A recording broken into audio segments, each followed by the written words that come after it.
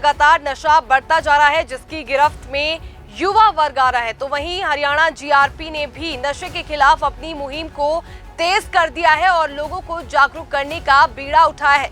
दरअसल आपको जानकारी देने के जीआरपी की ओर से लोगों को जागरूक किया जा रहा है ताकि समाज में बढ़ते नशे के प्रभाव को रोका जा सके।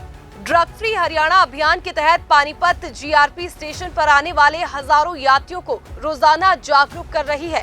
नशे के विरुद्ध लोगों को जागरूक करने के लिए मधुबन एनसीबी से doctor Ashok Kumar Panipat railway station पहुंचे और उन्होंने लोगों को नशे के दुष्प्रभाव से अवगत करवाया। इस दौरान यात्रियों को जागरूक करते हुए डॉक्टर अशोक कुमार ने कहा कि 90% अपराधों की जड़ नशा है। वहीं जीआरपी थाना प्रभारी जोगेंद्र सिंह ने यात्रियों को समझाया कि नशा करने के बाद ही कोई भी व्यक्ति अपराध करता है, इसलिए नशे को अपनी जीवन से पूरी तरह से त्याग देना चाहिए। ये अभियान हमारी जो पुलिस डिपार्टमेंट है, हरियाणा सरकार है, हरियाणा पुलिस है और भारत सरकार द्वारा चलाया गया है। 12 जून से लेकर 26 जून तक निरंतर लोगों के बीच में नशा मुक्ति का पखवाड़ा चलाया गया है, जिसके अंतर्गत लोगों को जागरूक किया जाएगा नशे के विरुद्ध। नशा भी यहाँ 2 प्रकार का है। पहला तो है जो बीड़ी, सिगरेट, तंबाकू, जर्दा, खैनी, कुल्ली, बियर, शराब।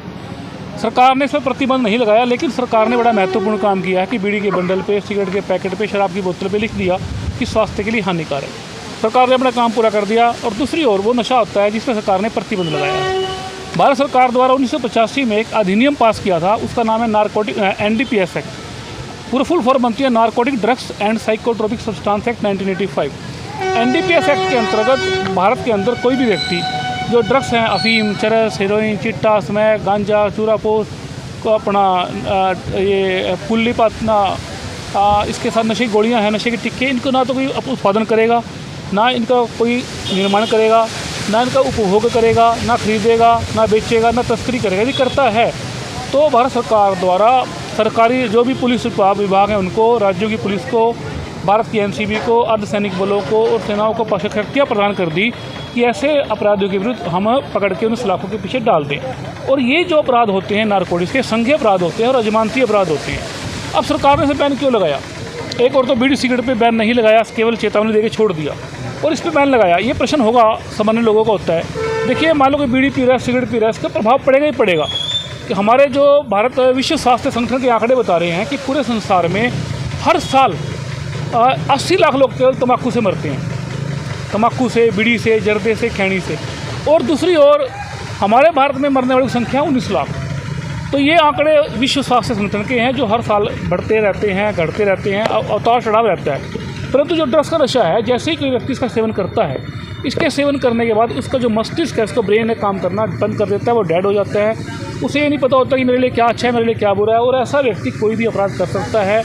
राष्ट्रीय अपराध अभिलेख ब्यूरो के आंकड़े कहते हैं कि 90% अपराधों की जड़ केवल और केवल नशा है। यदि नशा होता अच्छा तो सबसे पहले माँ कहती खा ले मेरे बच्चा। यदि नशा होता अच्छा तो पिता कहता है अभी थोड़ी सी पी ले। क्यों करता है चिंता अपनी ज़िंदगी के लिए?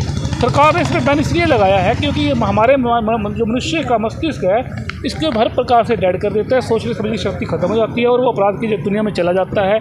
यहाँ तक कि भाई अपने छोटे भाई को मार रहा है, छोटा भाई बड़े भाई को मार रहा है, बच्चा अपनी माँ को हत्या कर रहा है, पति अपनी पत्नी की हत्या कर रहा है। तो नशे के प्रभाव में सारे कुकर्म हो रहे हैं। तो इसके लिए भारत सरकार, हरियाणा सरकार लोगों को जागरूक करने के माध्यम से भी लोगों को जगाना चाहती है, भाई नशा छोड़ो, आगे बढ़ो। नशा एक बुराई है, जीवन की सच्चाई है। पोस्त भांग अफीम का नशा करता है जीवन की दुर्दशा। जो खाते हैं नशे की गोलियां, वो सहते हैं जग की बोलियां। हम सबकी एक ही मांग, बंद करो भुक्की और भांग।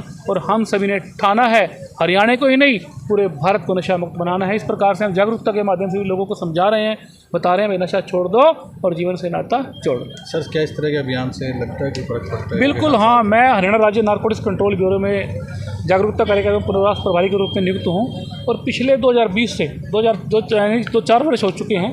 4 वर्ष से हम विद्यालय, महाविद्यालय सब जगह जाकर के लोगों को जागरूक करें, क्योंकि कहते हैं ignorance of lies not an excuse. अज्ञानता के कारण, अशिक्षा के कारण भी सबसे प्रथम कर्तव्य है शिक्षा बढ़ाना देश में।